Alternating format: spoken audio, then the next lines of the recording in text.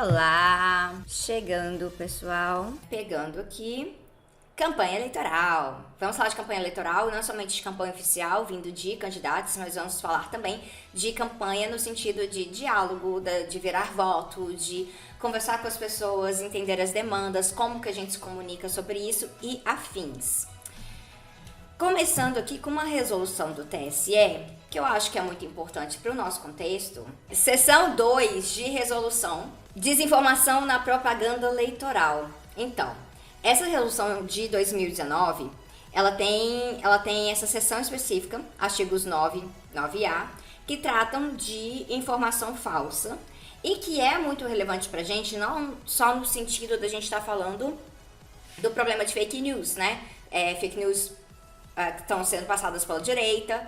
E o que é feito em relação a isso, né? Uma das coisas que aconteceu bem recentemente, a Damares já tá aí com tudo, espalhando fake news.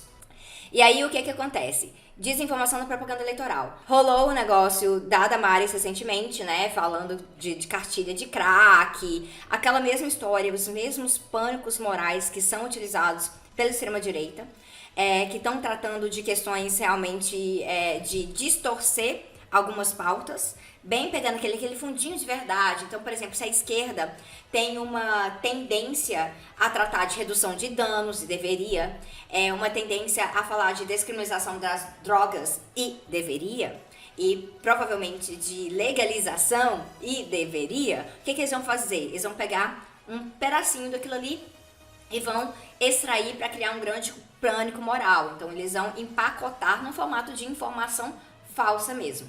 Então, esse artigo aqui, ele trata de desinformação na propaganda eleitoral.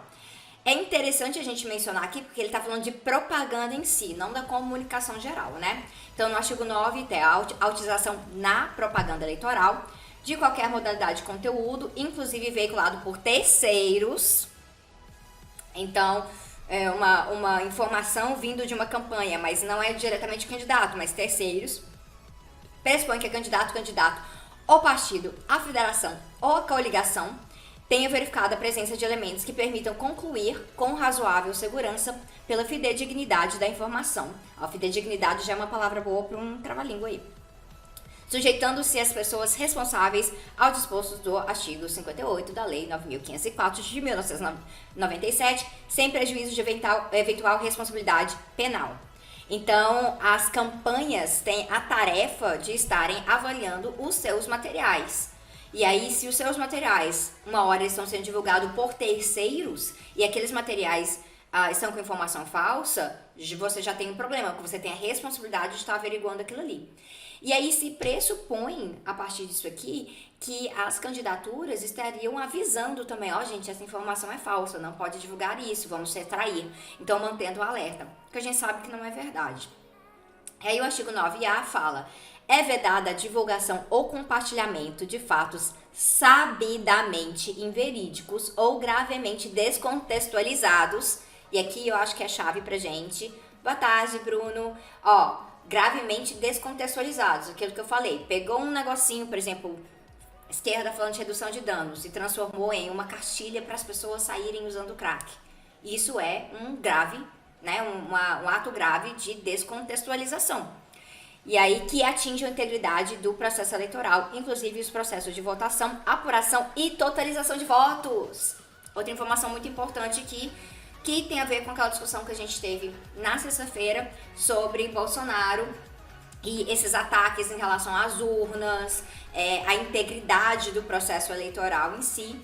Então, isso já está disposto numa resolução do TSE de 2019, tá? Então, fica bastante complicado, mas aí se coloca devendo o juiz eleitoral, a requerimento do Ministério Público, determinar a cessação do ilícito. Então, mandando tirar do ar, né? Sem prejuízo da apuração de responsabilidade penal, abuso de poder e uso indevido dos meios de comunicação. Isso aqui vale para a internet também. Então, são informações importantes. Agora, o juízo, o juiz eleitoral agindo aqui é uma outra história.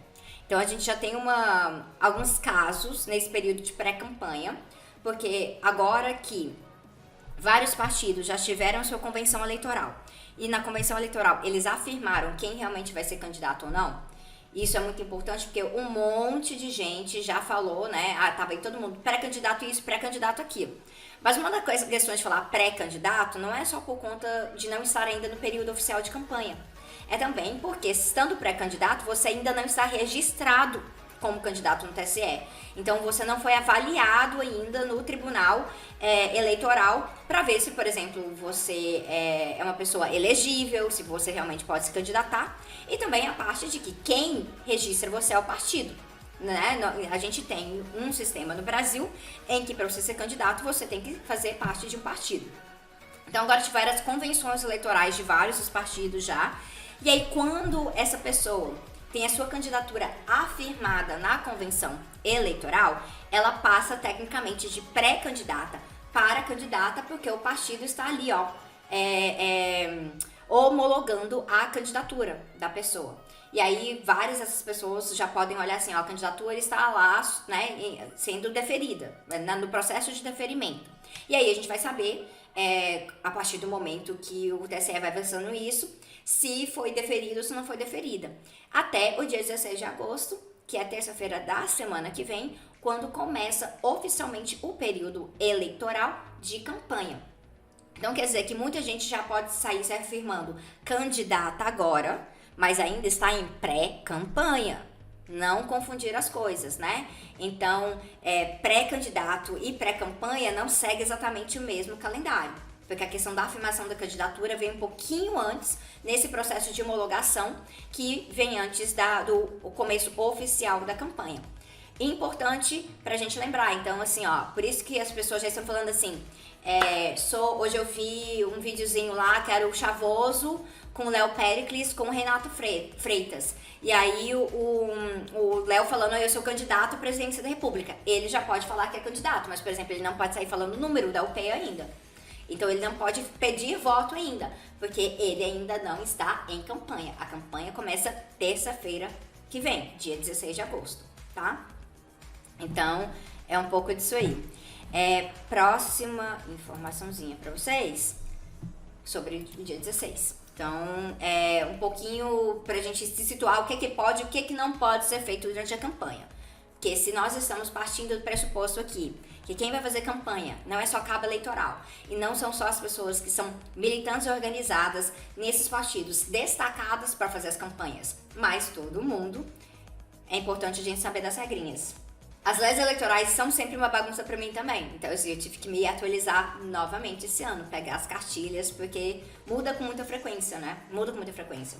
Em 2018, eu tava mais ou menos assim de satélite de uma campanha pra deputado distrital lá no DF. E aí com isso eu peguei um pouquinho de informação, entendi um pouquinho melhor, mas por exemplo, uma parte que eu acho completamente infernal é a parte de prestação de contas, gente. É muito difícil. Então por isso que eu falo assim, fazer campanha não é brincadeira.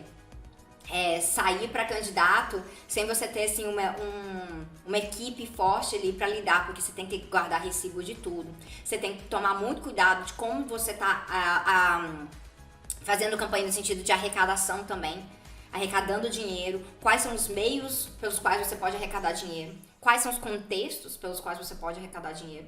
E aí como você faz a prestação de contas disso e os prazos, porque você perde um prazo, por exemplo, você pode se tornar inelegível por conta disso. Então, qualquer coisinha que você pisa na bola ali pode dar muito ruim. Eu fico pensando em algum momento, se eu não tiver... O que é difícil pra mim é porque como eu tô sempre muito envolvida em questões políticas, né, antes e depois e tudo mais, eu acho que eu ficaria muito exausta no dia em si, mas eu gostaria de ter experiência de ser mesária. Eu já fui observadora, né, eleitoral, e eu achei muito, muito interessante poder participar dessa forma. Então, ser mesário, ser técnico, tem outras formas de participar ali que você pode entender um pouquinho melhor como é que o sistema funciona. Isso é muito valioso. Bora lá! 16 de agosto, terça-feira, começa a campanha oficialmente, né?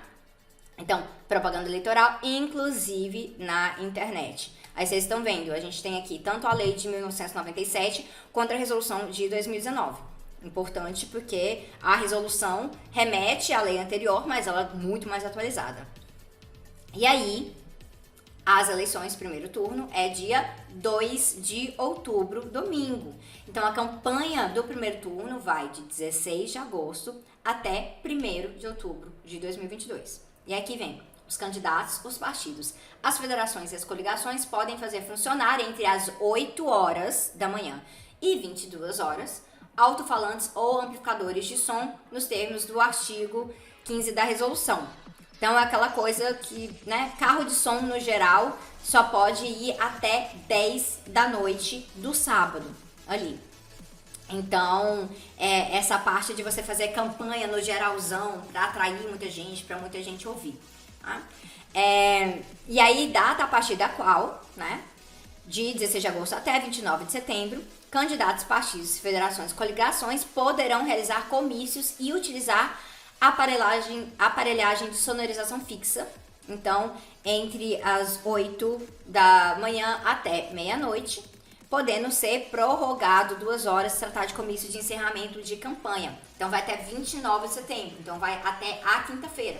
Não vai pegar o dia 30, sexta-feira, e não vai pegar o sábado, dia 1º. Regrinhas muito importantes, porque quando uma candidatura foge um pouquinho disso aqui, ela pode ser penalizada, tá?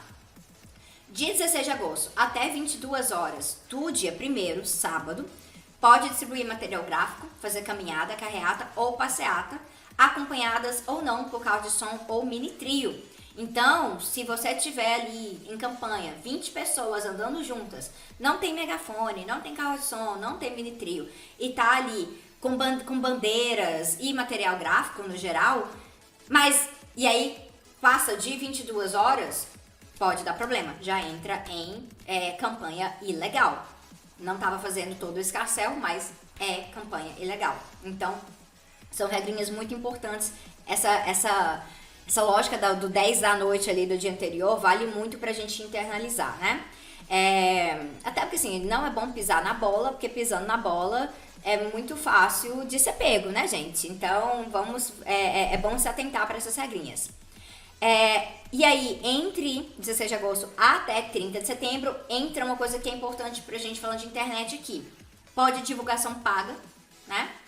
Na imprensa escrita e a reprodução na internet do jornal impresso. Até 10 anúncios de propaganda eleitoral por veículo em datas diversas para cada candidato no espaço máximo por edição. Esse monte de coisa que, na verdade, é tipo a galera que está negociando com o jornal e o jornal em si que vai saber lidar para contabilizar tudo isso, mas tem um número específico. Então, por exemplo, você não poderia ver o Bolsonaro pagar uma propaganda de folha inteira no Estadão todos os dias até 30 de setembro. Isso não é permitido. Então, esses limites são importantes aqui, né? Se percebe que isso ajuda a evitar um pouquinho do monopólio em relação ao valor, a quanto de grana que você pode colocar nesse processo. Imagina se a galera pudesse sair comprando páginas e páginas inteiras de jornal impresso ou de matérias dentro de jornal na internet à vontade, sem nenhum limite. Isso realmente deixaria a coisa mais igual ainda, né? E aí, temos aqui como vai funcionar no dia 1º, né? 1º de outubro, sábado, último dia para propaganda eleitoral, né? Usando amplificadores de som, aquilo que eu falei. E de 22 horas também para todas as outras coisas. Então, entendendo que vão ter regras que vão até o dia 29 de setembro, até o dia 30 de setembro e até 1º de outubro. Isso varia. Chega no dia 2 de outubro. Que horas que começa a votação, gente? Quer saber quem tá atualizado? De que horas até que horas é a votação no domingo? Começa 8 da manhã e vai até 17. 7 horas é a montagem. Então vai oficialmente de 8 até 17. A partir de 17 começa-se a enviar as informações especificamente. E é por isso que a gente começa a ter os resultados ali pouco tempo depois, né? Então, mas é sempre bom tá ali enfatizando essa questão do horário de votação. Uma coisa que eu percebi na Venezuela, quando eu fui de observadora eleitoral em 2020, é que a galera lá tem hábito de acordar muito cedo pra votar. Tipo, de acordar com o galo cantando pra ir votar. E aí tinha ali as comissões de observadores pra ir em cada horário. E aí eles falam, quem vai pro primeiro horário de observação? Eu fiquei, quê? Tá escuro. Não, não iria de jeito nenhum.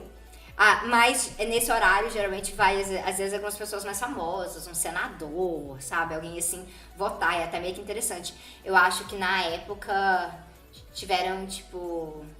O Maduro não foi cedo, assim, mas teve uma galera que foi votar... Uma galera que foi votar cedinho, pensando, você perdeu. Eu falei, não, minha filha, perdi nada, tava na minha cama. Chegando aqui na coisa que eu quero falar, que é a questão sobre propaganda na internet, tá? É livre a manifestação de pensamento da eleitora e do eleitor por meio da internet. Então, como eleitores, a gente é diferente dos candidatos e dos agentes oficiais da campanha. Então, a nossa manifestação como eleitor só pode ser objeto de limitação se ofender a honra ou a imagem de candidatas e candidatos, partidos, coligações ou federações partidárias, ou ainda se propagar notícias falsas. Então você pode ir lá ficar declarando seu voto, ficar falando, a galera tem que votar em fulano. A gente tá falando isso desde o começo do ano já, né? O pessoal meio que sem falar número especificamente, mas em alguns casos a galera tá usando o número à vontade. Mas tá todo mundo meio que falando disso de campanha desde o comecinho. E aí, como eleitor é uma coisa, só que se você propagar fake news, você é responsável da mesma maneira, tá? Se você tiver cometendo atos de injúria, calúnia e difamação em relação a outros candidatos, isso também pode ser responsabilizado. Então, apesar de realmente parece que é um vale tudo na internet, principalmente no Twitter. Continuando aqui, propaganda em blogs e páginas. Então, a norma permite propaganda eleitoral nas redes sociais de candidatos, tá? E aí isso tem que ser informado para a Justiça Eleitoral. Então, a Justiça Eleitoral tem que ter ali o endereço para poder verificar. Críticas e elogios em página pessoal. Então, publicação com elogios ou críticas a candidatas e candidatos feitos por uma eleitora ou eleitor em página pessoal não será considerada propaganda eleitoral. Poderá haver a repercussão desse conteúdo. Então, assim, você foi lá e fez um story e você falou da sua candidata naquele story. E você elogiou e falou, né, e falou que isso é maravilhoso, por isso que eu acho que essa pessoa tem que ganhar e tal. Marcou. E aí a sua candidata dar um repost naquilo ali, sendo um repost básico, não é um problema. É um problema se tiver impulsionamento pago das publicações. São voltados realmente a ter maior engajamento. Isso entra nessa questão muito direta de propaganda paga na internet. Porque a propaganda, o impulsionamento de conteúdo, que é o tipo de propaganda eleitoral na internet que se pode, ele tem que estar muito bem identificado. E ele tem que ter sido contratado exatamente pela galera da campanha, tá? Quem representa essa campanha legalmente.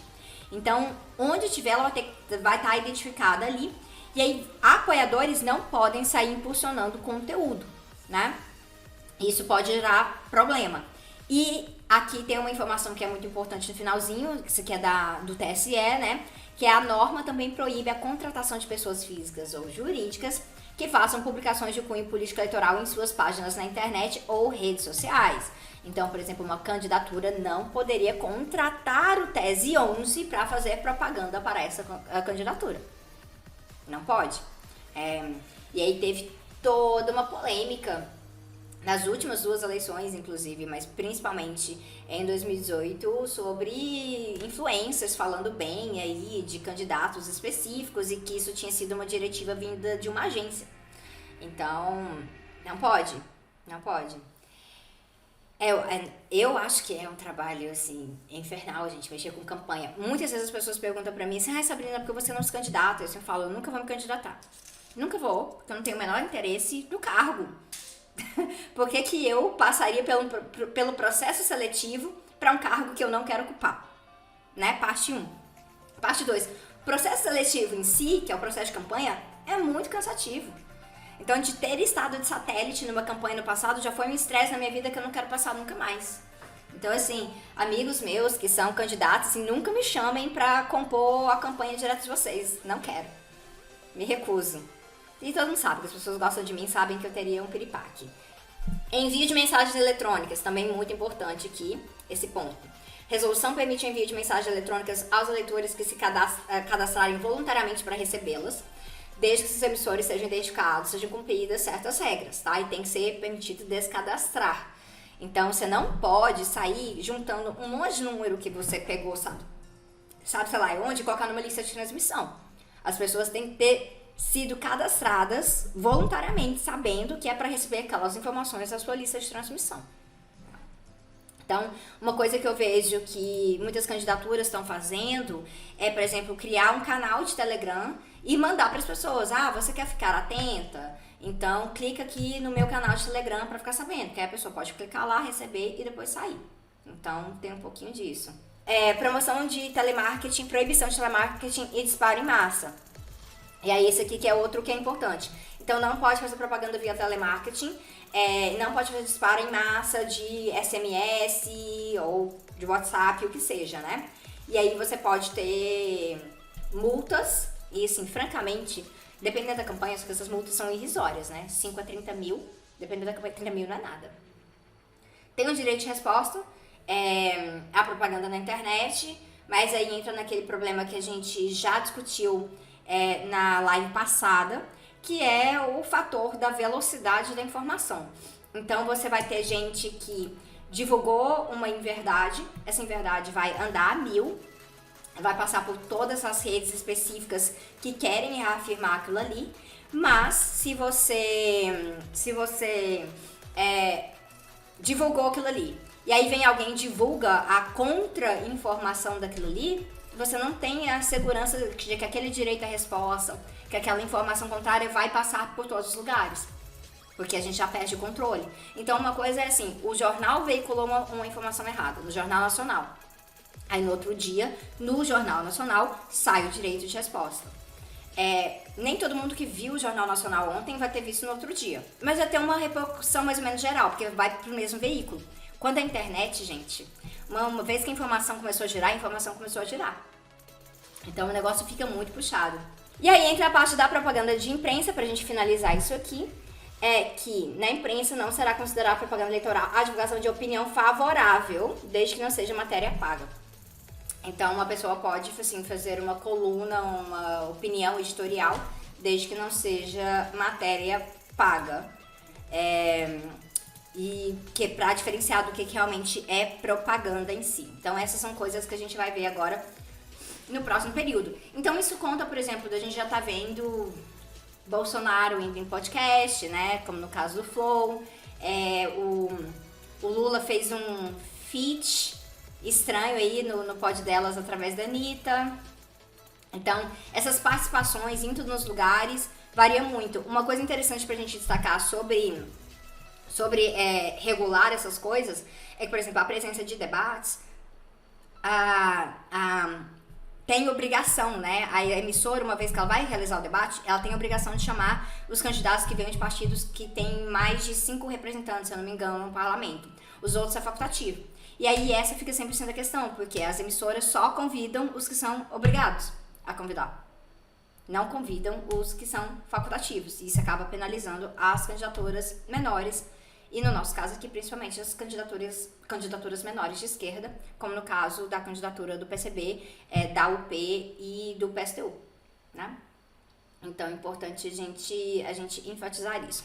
Saindo agora dessa questão todinha, eu quero passar os próximos minutos com vocês falando de algumas coisas que surgiram em discussões que a gente trocou no Instagram sobre campanha. E que tem a ver realmente com a questão do cotidiano, né? Então, eu sei que no chat tem bastante gente. Gente, tá todo mundo Engels hoje. Os Engels do Sub. A gente conversou um pouco no Instagram algumas vezes já sobre isso, sobre o que é estar fazendo campanha nesse período eleitoral especificamente.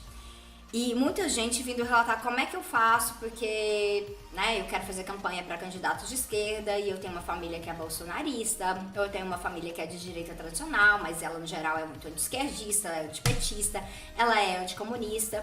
O que eu faço nesse sentido? E aí, a primeira dica que eu quero dar para vocês é que saiam do seu núcleo familiar. Por quê? É ali onde você vai ter o maior potencial de frustração emocional, de sugar suas energias e vai ter um custo-benefício muito baixo. Não vale a pena.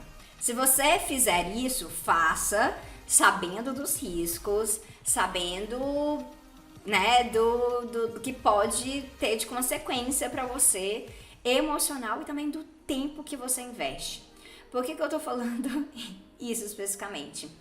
Gente, famoso casa de ferreiro espeto de pau, né? Ou santo de casa não faz milagre, que eu acho que isso funciona até melhor.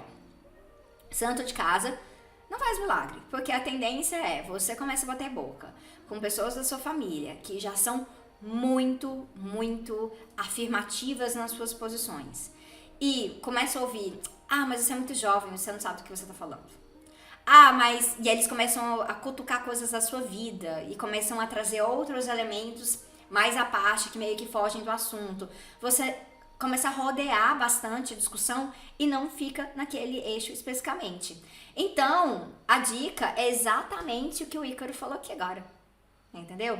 Saia do seu núcleo familiar e invada o núcleo familiar de outra pessoa. Então, isso funciona de várias formas interessantes, tanto em táticas entre amigos, ou você se organizando para fazer campanha com algum grupo. Fazer uma brigada de panfletagem, fazer uma banquinha pela democracia, participar de um comitê popular, né? Porque as campanhas estão se organizando em comitês de várias formas específicas.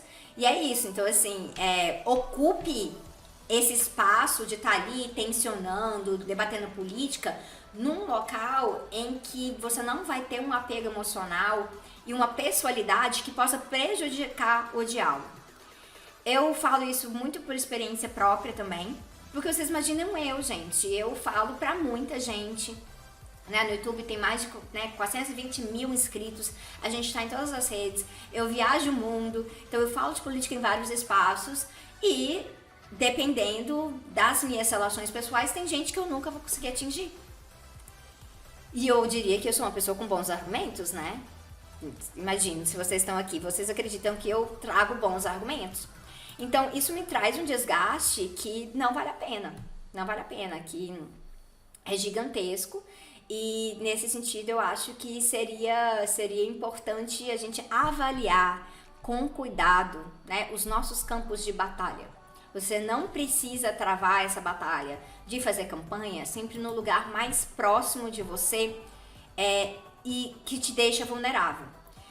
Por quê? Tem lugares que são próximos de você que não te deixam vulneráveis. Então você pode, talvez, assim, uma associação do bairro, tipo, um rolê em que você, de cultura, de lazer, que você participa, em que você tá ali fazendo campanha ali, às vezes até travando um debate com alguém, pode ser cansativo, mas que não vai influenciar fatores muito maiores na sua vida, no sentido de gerar, inclusive, instabilidade e vulnerabilidade financeira, emocional, de gente sendo expulsa de casa, de gente sendo maltratado em casa, de gente começando a sofrer alienação política dentro de casa realmente. Eu acho que isso é importante principalmente para vocês que são pessoas que moram com outros membros da família, né? Pai, mãe, irmãos, tios, porque isso gera uma situação muito puxada. Quem mora sozinho é um pouco diferente, porque você tem um pouquinho assim, tem uma certa independência no cotidiano, financeira, de tarefas domésticas e tudo mais, que uma vez que você entrou naquele debate, cansou, você volta para sua casa. Ou você simplesmente desliga o celular. Você não vai dar de cara com a pessoa na fila do banheiro. Entendeu?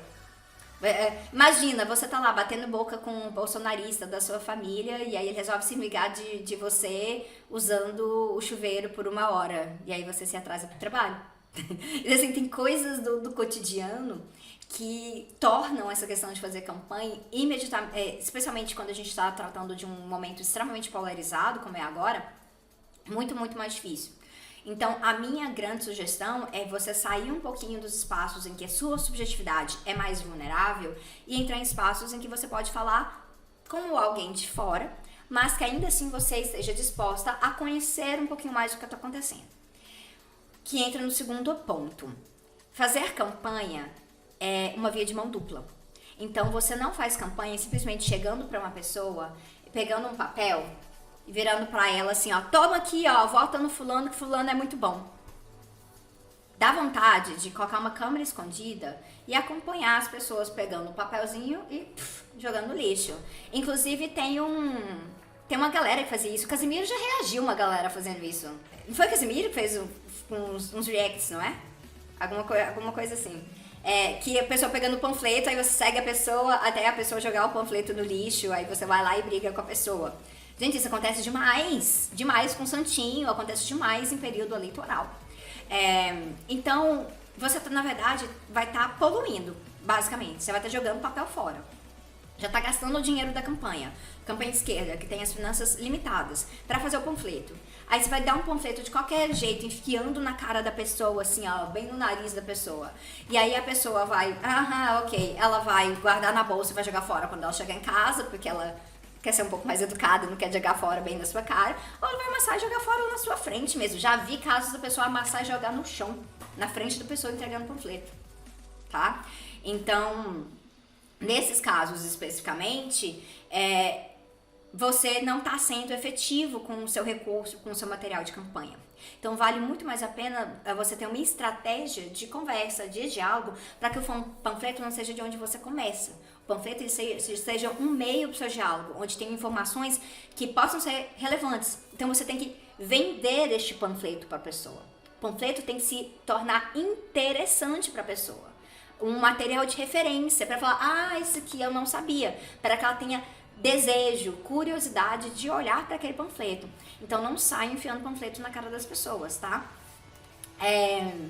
Em alguns lugares, alguns contextos, tipo, não vou dizer que sim ou que não, mas assim, tá a galera da direita distribuindo panfleto, eu pego. Não precisa saber não, e eu cato os panfletos, é um panfleto a menos que eles vão distribuir para outra pessoa. Então... Mas falando dos nossos panfletos, da nossa tática, de a gente fazer um bom uso com isso, eu acho que é importante a gente não usar o panfleto como uma desculpa para não conversar, né? Usar o panfleto como simplesmente sair distribuindo, gente, porque senão a gente fica na mesma lógica da galera que trabalha em sinal, que tem uma cota diária de tantos mil panfletos de imobiliária, de empreendimento imobiliário para entregar no sinal. E aí sai enfiando nos carros assim, e é isso, porque quando acabar, acabou, vai embora, né? Os panfletos bem feitos, né, falando do panfleto do PCB com a proposta de 30 horas, são panfletos que trazem destaque para suas pautas mais fortes, que mais chamam a atenção, que deixam a pessoa curiosa. Então, fazer o design do panfleto é muito importante também. Quando a gente fez a campanha do Vira-Voto, né, logo quando teve a virada do primeiro para o segundo turno em 2018, e a gente chamou pessoas para fazer conversas, e a gente montou a banquinha na rodoviária, lá no Distrito Federal, a gente juntou uma galera para redigir e para fazer design de panfleto. Então tem toda uma arte para montar a linguagem de panfleto e toda uma arte para fazer com que aquele design seja realmente chamativo. E aí, simplesmente apostar que talvez o panfleto deveria ter a cara da pessoa ali e nada mais, cai muito nessa lógica personalista. Em alguns casos vai funcionar, mas assim, a chance se você tem um panfleto que tá um aqui, e ele... Os meus panfletos são todos livros, tá, gente? Um panfleto que tá todos aqui, e aí um tá com uma cara do candidato X e o outro candidato Y. A pessoa vai olhar e vai falar assim, esse aqui eu já não voto. Ela não vai olhar pra mais nada que tá naquele panfleto.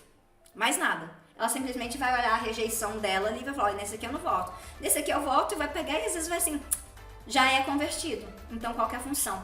Então pra gente é muito interessante a gente trabalhar com panfletos em que a gente tenha uma possibilidade de realmente chamar atenção para alguma coisa específica.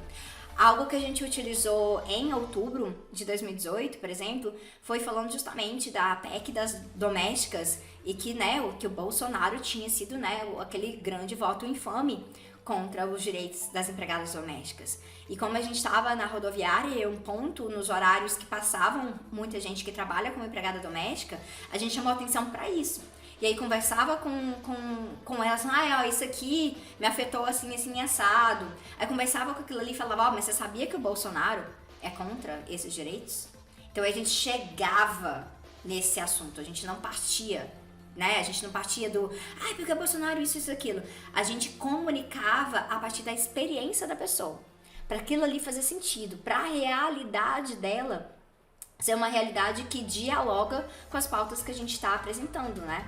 Então, eu acho que nesse sentido isso é muito, muito interessante mesmo, a gente seguir trabalhando, né, nessa lógica de não começar simplesmente jogando a cara do candidato ali, não começar simplesmente falando para as pessoas que, bom, vota no fulano, vota no ciclano e você para por ali mesmo, né? Então, é uma das questões que eu acho que a gente deve estar enfatizando algumas vezes aqui, né? Sempre que possível. Inclusive, gente, já tem um monte de candidato que foi multado, né, pelo TSE por conta de propaganda em outdoor. Porque outdoor fere a proporcionalidade, né? Tem um limite do tamanho de imagem que você pode distribuir, então você não pode sair fazendo campanha em outdoor. E aí, várias pessoas colocaram, vamos fazer isso...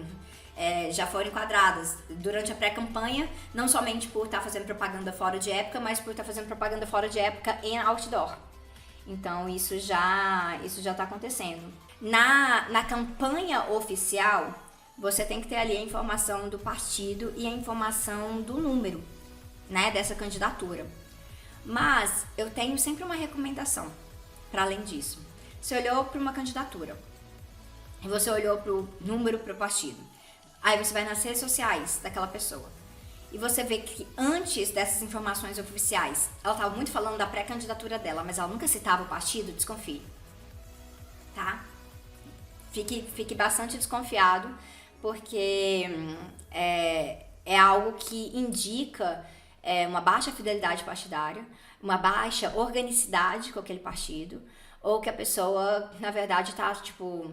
usando o partido como um partido de aluguel, e na verdade o mandato, por mais que historicamente a gente tinha visto vários casos que a pessoa é eleita, e aí ela sai daquele partido, vai para outro partido e carrega o mandato junto com ela, tecnicamente o mandato é do partido, não é dela. Então se o partido quiser ir atrás, o partido pode tentar reaver o mandato e o mandato ir pro suplente, tá? Quando essas trocas de partido no ano eleitoral, os partidos não costumam fazer isso porque já está acabando o mandato mesmo. Então a gente viu o caso, né, de 2 deputados federais do PSOL saírem, um para o PSB e o outro para o PDT, e foram junto com o mandato deles para outro partido. Mas assim, muito, muito grave para mim essa perspectiva das pessoas que tentam esconder o partido. Inclusive, assim, tem gente que eu admiro bastante de atuação política, de trajetória, mas assim, eu tenho que cavucar na internet pra descobrir de que partido a pessoa tá. Principalmente, olha para as pessoas que estão tentando se reeleger e durante os 4 anos de mandato nunca falaram do partido em que estão. Esquisito. Eu acho isso muito esquisito. Eu acho que pessoas têm que estar se afirmando ali em relação ao seu partido. Mas esse negócio da Tabata é interessante, gente, porque a Tabata era do PDT, ela sai pro PSB, mas isso é algo muito... Essa saída, né, essa troca dela, ela é muito bem discutida. Ela é discutida, ela fala, ó, as minhas divergências eram essas, agora é aquilo. Então ela é uma pessoa que estava nos partidos de uma perspectiva de construção do partido. Gente, não acredito que eu estou nessa live elogiando a Tabata Amaral, mas eu tenho que ser uma pessoa honesta nesse tratamento. Ela não era uma pessoa que escondia o partido. Ela era uma pessoa que saiu por divergências diretas. Ela construía e ela era repreendida e tinha muitas tensões entre ela e o PDT ali. Tanto que quando ela sai do PDT e ela vai pro PSB, ela vai pro PSB agora já entrando em um outro conflito, né? Que é o da orientação no voto na chapa Lula-Alckmin pro primeiro turno. Que ela, né, ela fala diretamente que se fosse a escolha dela, ela não faria isso. Ela não faria isso, mas ela tá no PSB. Então, é isso. Tabata Amaral vai votar no Lula-Alckmin. Aí, nesse caso, eu acho que ela tá votando mais no Alckmin do que no Lula, né? Eu acho que tem uma coisa que é interessante pra gente falar agora também, que quando a gente tá fazendo campanha, tem muito... Pra primeiro turno, tratando do executivo, tem muito aquela coisa, né, do voto útil, do voto programático. Então, isso afeta também as suas táticas de conversa com as pessoas. Então, a galera que tá puxando um pouco mais pro voto útil, a gente quer derrotar no primeiro turno. Então eu já tô vendo gente fazendo mudança agora com essas últimas pesquisas, por exemplo, em relação ao Lula, que coloca um potencial de vitória do Lula no primeiro turno, Eu já tô vendo gente falando assim, eu ia fazer voto programático no primeiro turno e aí votar no Lula no segundo turno. Ah, mas agora eu acho que eu vou fazer um voto útil no Lula no primeiro turno porque eu quero que ganhe logo no primeiro turno. Então tem gente fazendo essas escolhas e tem gente fazendo o contrário. Tem gente que tá assim, já que o Lula tá muito bem posicionado, já liderando as pesquisas, eu vou aproveitar para fazer o meu voto programático no primeiro turno. Então as pessoas estão se avaliando nesse sentido, né? Então, e tem gente que tá fazendo voto que é útil e programático ao mesmo tempo. Porque tem a ver que está pensando, tenho certas apostas no programa que vai vir deste futuro governo, então já é o meu voto programático e coincidiu. Então tem os casos que coincidem e tem os casos que não coincidem. Então, eu sei que esse ano tá tendo muito desse debate, né? Teve toda aquela polêmica quando a Rita Von Hunt postou uns stories lá sobre aquilo, estourou, e a galera foi muito grossa, enfim, o debate foi super complicado. Tipo, péssimo, né? E eu até fiz um videozinho, tá lá no Instagram pra quem quiser conferir, em que eu falava assim, gente, se a gente não consegue conversar entre a gente, como é que a gente vai virar voto? Né? Como é que a gente vai falar como divergente? Com a pessoa que concorda pouquíssimo com a gente. Então, meio puxado, né? Esse ano, como a Julia falou, tá bem mais complexo, né? E aí tem estados, dependendo de onde você tá no país, que, por exemplo, pro executivo, não vai sair absolutamente ninguém de uma esquerda forte. E aí, como é que você faz? Então, o seu primeiro turno já vai ser um primeiro turno muito definido pela falta de escolhas. E aí, o que eu acho interessante da gente estar focando em pautas é que permite que a gente possa estar apresentando coisas pelas quais as pessoas não estão refletindo ali no seu cotidiano. Então, uma coisa que era muito interessante pra gente na experiência do Vira-Voto ali de 2018 é que tinha um joguinho que foi a Cristina que fez. E aí a gente replicou, fez vários baralhos, era um baralhinho, a gente deu pra um monte de gente. Eu fiz meu primeiro stream na Twitch, um tempão atrás, foi com a Peach, né? Foi no canal da Peach aqui na Twitch. E ela me chamou e ela pediu pra eu falar um pouquinho do baralho, né? E a experiência do baralho, ela é muito legal porque a gente tinha um baralhinho que tinha várias propostas escritas. Agora, o que eu vou ter tá faltando um prop, né? Eu tô com coisas. Tá aqui meu cartão, meu SIM card aqui. Entendeu? Aí a gente dava os cartãozinhos pras pessoas. E aí vinha escrito, né? No cartãozinho o que era, tipo, proteção da Amazônia, valorização da educação pública, várias coisinhas de propostas, mas eram propostas mais específicas, que eu não vou lembrar especificamente agora, né? Mas, por exemplo, programa de merenda nas escolas, todas essas coisas. E eram vários cartõezinhos. Era um baralho mesmo. A gente andava com ele, colocava como é que é aquele negócio? Um elásticozinho, né? Aqueles elásticos de pamonha. Colocava um elásticozinho e tal, e andava, e a gente parava as pessoas e falava assim, olha, você já decidiu em quem que você vai votar e tal. Aí a pessoa, já decidi, não quero falar com isso não. Eu falei assim, mas você conhece bem as propostas, em quem que você vai votar e tudo mais? Aí eles falavam assim, eu conheço. Eu falei assim, então joga esse jogo aqui comigo, é legal pra gente olhar as propostas que estão. Aí eu falei assim, geralmente a gente abordava pessoas que estavam assim na fila da rodoviária e o ônibus ia sair daqui uns 20 minutos. Então a pessoa já tá entediada, não tem muito o que fazer, bora. Aí a gente pegava o joguinho, aí a gente virava pras pessoas, né? E aí eu falei assim, e tal coisa. Aí lia o negócio, por exemplo, programa de merendas na escola. Aí as pessoas falavam, aí eu falava, você é a favor ou contra? Aí a pessoa, só a favor. Aí a gente falava assim, coloca as suas duas mãos aqui. O que você for a favor, eu vou colocar nessa mão. O que você for contra, eu vou colocar nessa mão, beleza? Aí a gente ia lendo, aí a pessoa colocava na mão que era a favor, era contra, e aí só ia lendo as propostas. Aí no final, eu falava assim, agora eu vou virar o cartãozinho, tá? Porque atrás do cartão tava escrito o nome do candidato, se era Haddad, né? A gente colocava Haddad 13 ou Bolsonaro 17, a gente tinha colocado desse jeito. E aí, nesse rolê, a pessoa ia falando assim, eu falava assim, eu vou ler pra você, tá? Mas primeiro me fala, em quem que você tá querendo votar? Aí eu falei assim, eu vou votar no Bolsonaro. Então tá, vamos ver as propostas agora? Vamos ver assim, as propostas que você é a favor. Aí eu pegava que era a favor. Tal coisa, essa é do Haddad. Esse aqui é do Haddad. Nossa, essa aqui é do Haddad. Ah, essa aqui é do Bolsonaro. Ah, essa é do Haddad. É do Haddad. É do Haddad. E a pessoa ia ficando assim, Ah, não, mas calma, vamos olhar as que vocês são contra, né? Então assim, ah, essa é do Bolsonaro. Essa é do Bolsonaro também. Essa é do Bolsonaro também. Ah, essa é do Haddad. Ah, essa é do Bolsonaro. Então assim, cara... E aí as pessoas falando assim, ah, vou votar no Bolsonaro. Aí elas viravam pras cartas, né, das propostas que elas apoiavam e só dava Haddad. E as propostas que elas eram contra e só dava Bolsonaro. A cara de tacho das pessoas, gente. E claro, a gente tá fazendo virar voto. A gente não tá enfiando o dedo na cara das pessoas. Aí falava assim, poxa, interessante, né? Você tinha parado pra reparar nisso aqui? Aí meio que engajava um pouquinho mais na conversa com a galera, perguntava um pouquinho mais. Ah, mas por que você tava querendo de Bolsonaro? Assim, me ajuda a entender seu raciocínio. Sabe? Conversa mesmo. E aí, com isso, muita gente falava assim, ah, é porque assim, meu marido vai votar nele, ah, é porque o meu pastor, não sei o que lá, as pessoas iam falando várias coisas. E em alguns casos ela falava assim, ah, tô nem aí, eu gosto dele mesmo. Eu falei assim, nossa, mas mesmo as propostas que você odeia, assim, nas propostas que ele defende, mas eu gosto dele, eu vou com a cara dele. Aí tinha gente que falava isso, eu falei assim, tá, gastei meus 10 minutos com essa pessoa aqui, mas alguma pulguinha eu plantei atrás da orelha dela. Tipo, alguma coisa aconteceu ali. Pode ser que anos depois ela esteja assim, um dia, assim, poucos minutos antes de dormir, colocou a cabeça no travesseiro.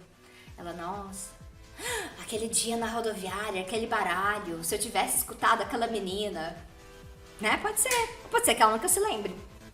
Mas teve muita gente que falou assim, nossa, eu tô precisando repensar, né?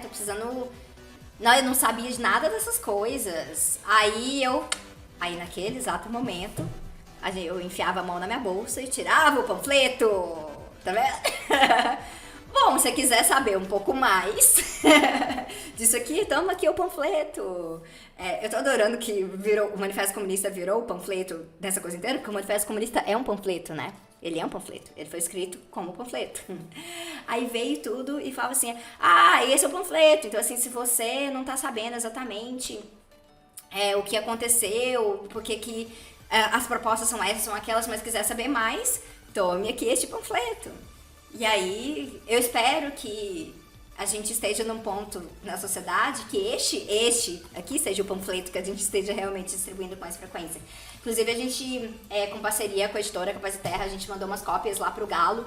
E aí, o Galo e o coletivo dele lá fizeram distribuição de cesta básica junto com o Manifesto Comunista. Quem viu? A gente postou no Instagram e postou no Twitter também. Eu fiquei super orgulhosa. Não, gente, nessa história do Vira-Voto não era um manifesto, era um panfleto sobre o Haddad e o Bolsonaro, era 2018.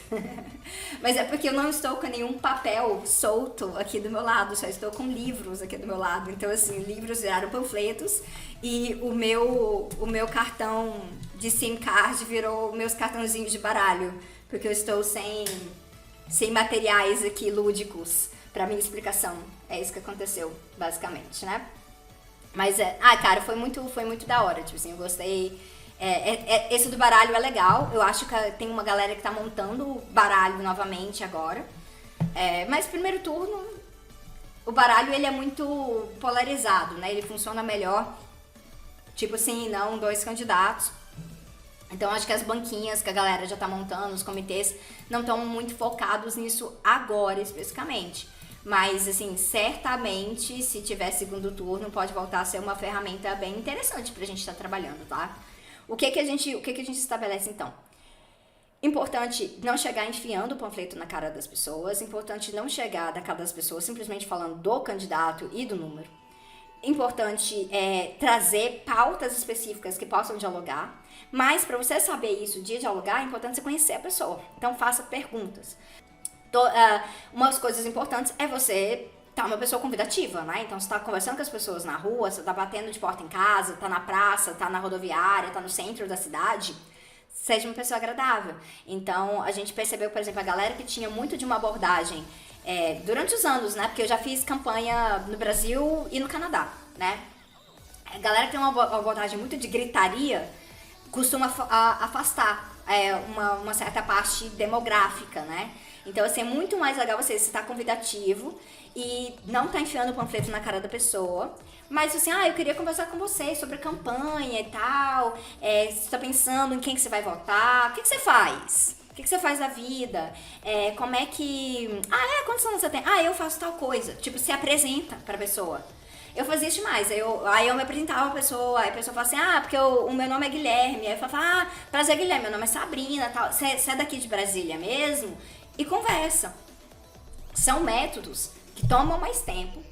Então, não é essa coisa de sair distribuindo, não é o fast food da campanha eleitoral. Então, são métodos que exigem que você tenha um pouquinho mais de paciência, mas que podem trazer muito mais qualidade da interação que você vai ter ali, algo que possa ser gravado e algo que você possa, na verdade, virar um voto, apresentar uma ideia nova, que talvez não seja nem da pessoa votar em um outro candidato, mas ficar na cabeça dela aquela pauta. Então, trabalhar a conscientização. Porque muito do que a gente pensa na perspectiva de uma esquerda marxista é que na disputa eleitoral você está dentro dos limites da eleição burguesa, mas você também aproveita desse momento em que todo mundo se em alvoroço falando de eleições para poder semear pontos de conscientização, de consciência de classe, de estar trabalhando pautas que no cotidiano às vezes as pessoas não estão prestando tanta atenção porque elas estão focadas no seu dia a dia, elas estão extremamente atarefadas, elas estão inclusive alienadas dos processos políticos por conta da canseira da vida no cotidiano, Então é muito importante isso. E aí, pra você, já que você tá gastando tempo, você tá conversando com as pessoas, importante, dar um sorrisinho, mas não ficar com um sorriso fixo na cara, porque vai que ela te conta uma coisa triste, Mas assim, tá ali, uma escutativa, tá sensível nesse processo. Para além disso, fazer isso o quê? Coletivamente. E esse fator, ele é muito importante no momento agora. Eu não tô falando de campanha partidária, gente, tô falando de campanha. Isso aqui funciona para qualquer partido, para qualquer partido. Inclusive no Vira-Voto não era sobre partido, quando se fazia um Vira-Voto. E a gente fez essa metodologia contra a reforma da Previdência. A gente fez dessa metodologia conversando sobre violações da Copa. Então é uma metodologia que funciona não somente para o momento eleitoral, É uma metodologia que funciona para como dialogar com pessoas sobre questões políticas no seu cotidiano. A gente já fez isso em greve pelo clima, então vale para vários contextos. Claro que no momento eleitoral as pessoas são mais sensíveis para ouvir sobre isso, mas elas também podem estar mais polarizadas. Então, pra gente é interessante a gente poder estar adaptando aqui e ali. Mas a questão de fazer isso de uma forma coletiva é boa pra você aproveitar aquele ambiente, você ter mais sinergia, às vezes vai acontecer, mentira, você também tá estudando engenharia civil? Fulano, vem cá, fulano aqui também tá estudando engenharia civil. Aí você apresenta, aí conversa, que universidade? Pô, você podia colar lá, tem um negócio no nosso movimento estudantil, faz assim, assim, assado. Já aproveita com uma oportunidade, de puxar a galera ali pro movimento. Então, você tá com mais pessoas, apresentam oportunidades, entendeu? De você realmente estabelecer um pouco de uma relação que tá ali. O segundo ponto, baseado nisso aqui, é que uma questão de segurança. Então, você fazer campanha coletivamente te protege. Então, por exemplo, se você é uma mulher que está abordando ali um homem, ele começa a ficar muito agressivo com você, bolsonarista ou não, algo assim, ter outras pessoas por perto, é uma questão de apoio, é uma questão de segurança, é uma questão de você estar, inclusive, mantendo a conversa ali num nível que não escale. Então, ter mais pessoas é importante. E aí vocês vão fazendo essa alternância de métodos. Eu sou uma pessoa, muito piradinha nessas coisas, porque eu gosto, de... Eu fiz teve um dia lá na rodoviária, isso em 2018, na época do Vira-Voto, que eu cheguei com um flip chart gigante, cara. Um flip chart enorme, com vários gráficos, e era o PT destruiu o Brasil. E aí, a partir daquilo ali, era mostrando alguns dados sobre acesso à educação. E isso, claro, nos contextos de uma pessoa que tem várias críticas ao petismo e tal, mas eu tava engajada no voto, no Vira-Voto, pra não passar Bolsonaro. E aí, quando eu cheguei aqui lá, teve uma galera da banquinha vai dizer, você tá doida? O que você tá fazendo? Menino, o negócio funcionou tão bem, juntou uma porrada de gente ao meu redor. Uma porrada de gente. Porque todo mundo queria entender o que era essa frase enorme, né? Tipo assim, o PT destruiu o Brasil, esse monte de gráfico. Aí eu falava assim, eu mostrava, mas isso aqui, isso aqui. Aí a galera fala assim, pô, é verdade, eu fui o primeiro da minha família a entrar na universidade. Então assim, as pessoas iam olhando as coisas, isso aqui eu lembro mesmo. Então, era assim um pouco de uma ferramenta. Claro que eu não sei isso todo dia, porque isso não funciona com todo mundo, mas nesse processo de fazer campanha, é saudável a gente testar métodos diferentes. É testável a gente ir atrás de várias outras ideias criativas, um jogo, uma música, pensar o lúdico como algo que tem potencial de atrair a galera que tá um pouquinho mais polarizada, porque a galera então um pouco mais polarizada, ela não quer o panfleto, ela não quer ouvir nome de outro candidato, mas talvez ela se interesse em ouvir, entendeu? Uma música interessante, uma galera que tá fazendo uma apresentação, uma apresentação de teatro do oprimido, né? Então, que tá se explicando um problema através da atuação ali. Então, tem boas oportunidades. Se eu acho que a esquerda se mobilizou melhor nesse ano em comparação a 2018, eu acho nada, cara. No geral, um dos problemas clássicos que a gente tem é que a esquerda espera muito a boca da eleição para poder... E eu não tô falando da esquerda radical que tem uma atuação de trabalho de base contínua, tá? Eu tô falando do processo específico de campanha eleitoral.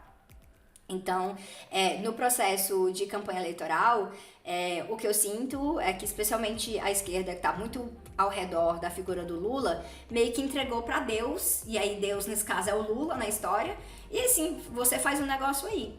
E vai meio que apostando que as coisas vão dar certo no final.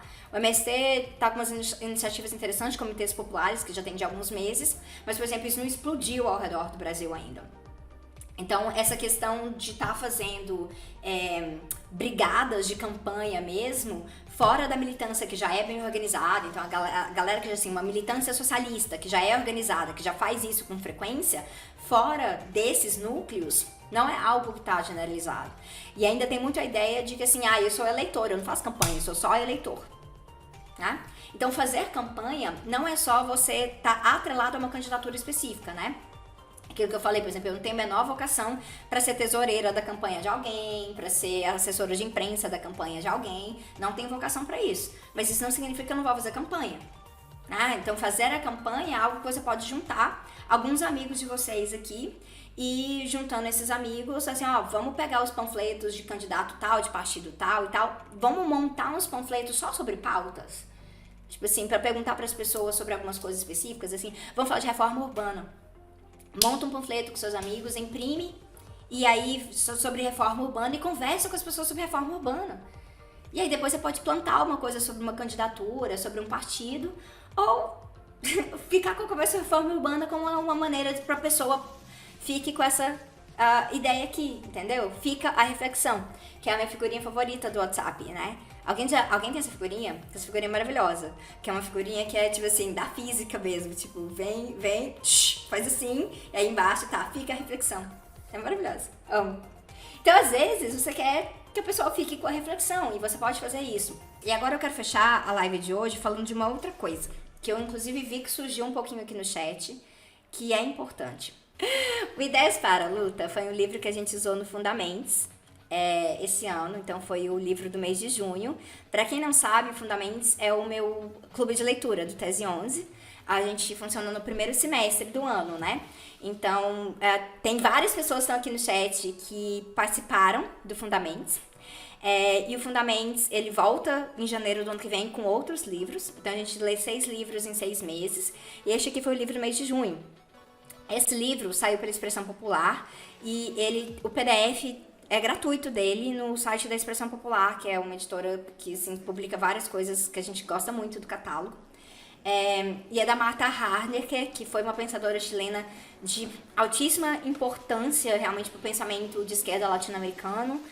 Uma das minhas maiores influências realmente, principalmente em pontes de análise que ela faz entre Chile e Venezuela. Então, ela é incrível.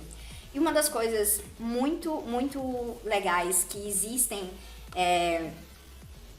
no pensamento da Martha Harnecker é um pouco dessa discussão de que a militância é diversa. As pessoas têm capacidades diferentes, possibilidades diferentes, jeitos diferentes.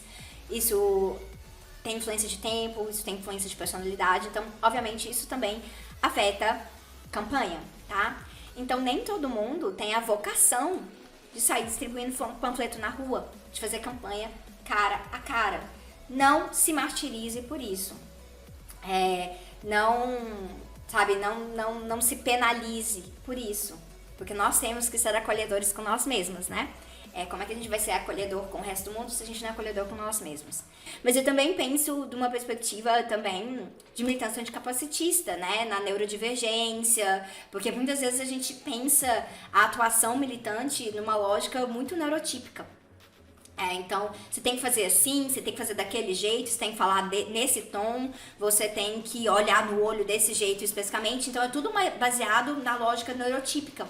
E nós sabemos que nós não podemos fazer campanha, né, normalizada pela lógica neurotípica. A gente também tem que ter campanha neurodivergente, a nossa campanha também tem que ser anticapacitista.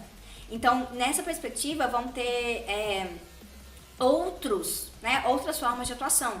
Então, você pode ser aquela pessoa que manda coisa no WhatsApp, você pode ser aquela pessoa que faz mais leituras e meio que resume coisas importantes e manda para alguém fazer o panfleto.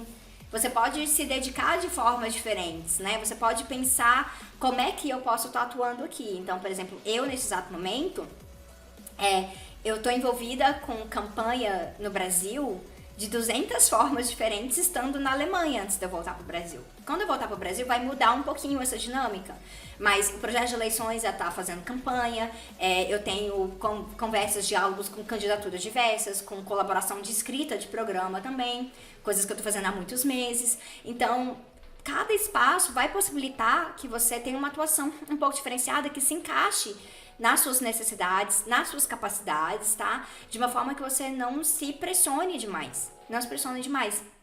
Então, o importante é você não olhar para essa lógica muito formal da campanha e ver isso como entrave e falar, isso não é pra mim. Isso não é pra mim. Tente olhar o que é que pode funcionar pra você. Hudson, a live fica disponível sim, tá? Pode ficar aqui. E alguém tinha perguntado sobre as lives do Fundamentos. A gente vai tirar as coisas do ar no final do mês de agosto, porque tem toda uma questão de manutenção, que é complicado pra gente. Então ainda dá tempo de acompanhar as últimas, tá? Que estão por ali. Inclusive do livro com a Martha Harnecker.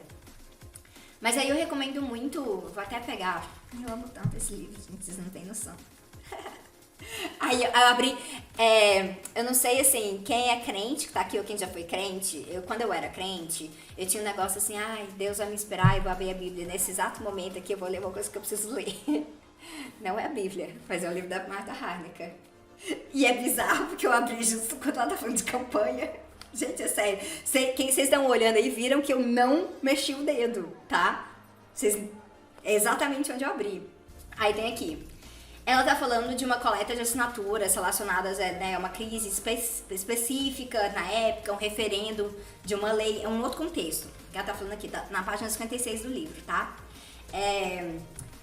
Mas aí ela tá falando da campanha, do processo, né? Do Uruguai, especificamente. Ela fala, olha, embora os meios de comunicação de massas fossem completamente hostis e tratassem de ignorar a existência de tal iniciativa, o percurso feito pelo país em busca de assinaturas casa a casa superou o bloqueio informativo implantado por eles. O ponto forte da campanha foi, uma vez mais, o trabalho de base, o corpo a corpo, falar com as pessoas em suas casas e o uso das modestas rádios locais em que se contava. Então, assim, olha, pensar outras maneiras de se comunicar, né? Como é que isso pode ser valioso. Aí ela fala assim, o peso inicial da campanha esteve mais nas organizações sociais do que no instrumento político, um pouco freado por suas vacilações iniciais. Mas quando a Frente Ampla se incorporou, mostrou uma vez mais sua clareza para os debates, o grande potencial de militância dos bairros, sindical e propagandístico. Eu gosto bastante desse, porque é um pouco da partilha de conhecimento latino-americano que ela faz. Mas tem outras partes aqui no livro, né, então, que ela fala sobre combinar diversas formas de militância, entender que as pessoas têm tempos diferentes, possibilidades diferentes. Então fica uma leitura que eu acho que pode inspirar um pouco disso. E aí pensar, né, o que vocês podem fazer. Rádios locais, nesse sentido, além de rádios piratas, a gente tem algumas rádios comunitárias que não foram completamente tomadas pelas igrejas e espaços, assim, realmente reacionários, né? Então pensar, tipo, Eu já tive a oportunidade de ir em rádios comunitárias que são, assim, tem programas totalmente autônomos, feitos por feministas, numa pegada antirracista. Então, sabe, isso vale a pena. Eu estive recentemente, fiz uma participação numa rádio comunitária boliviana, num programa feminista, assim, sabe? Um negócio muito da hora de poder bater esse papo.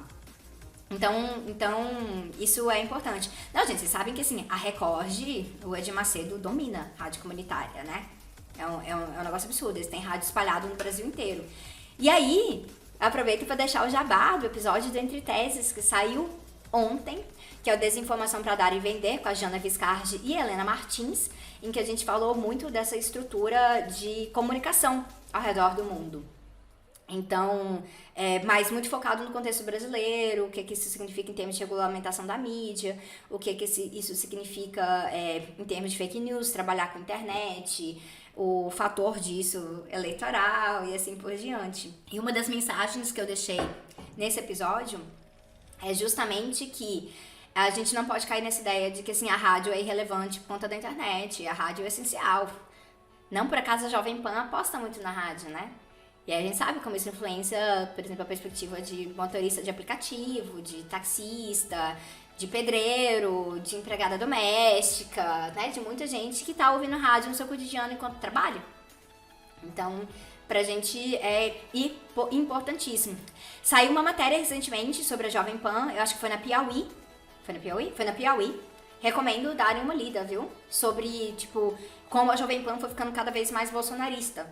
Mas, então assim, pensando em vocês que, né, são mais introvertidos, neurodivergentes, né, pessoas com deficiência, pessoas que não se enquadram numa forma padrão de fazer campanha, tentem, né, se juntar com outras pessoas que também não se enquadram nessa forma padrão de fazer campanha e pensar outras formas de colaborar. E aí, muitas vezes está se equipando, né, se conscientizando mais para poder debater com alguém que você conhece ou para produzir um material, entendeu? Se voluntariar numa campanha e falar assim: ô fulano, gostei demais da sua candidatura e tal, eu sei editar vídeo, tá? Se precisar de alguma força para alguém para editar um vídeo, eu posso editar algum vídeo.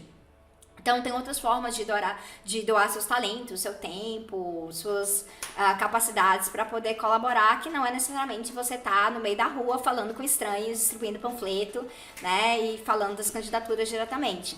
Então, busquem espaços em que vocês possam se sentir acolhidos também, porque fazer campanha não é para ser algo que seja fonte de sofrimento e de angústia, né? Tem que ser algo que, inclusive, nos encoraje a partir da coletividade ali, para pensar outras ideias para muito além das eleições, porque a gente não quer ficar preso nesse jogo pro resto da vida. Mas é isso, pessoal. A gente vai encerrando por aqui. Beijo, gente!